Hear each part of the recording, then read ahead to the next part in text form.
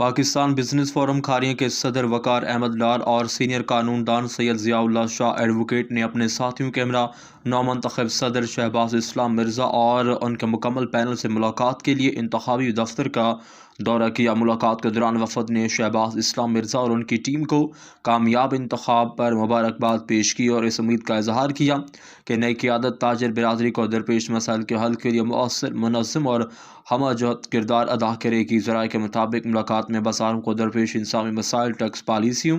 کاروباری سہولت کاری اور مقامی سطح پر تاجر برادری کے تحفظ جیسے امور پر تفصیلی تبادلہ خیال کیا گیا۔ فریقین نے اس بات پر اتفاق کیا کہ تاجر تنظیموں کے درمیان باہمی تعاون، اخوت اور بھائی چارے کی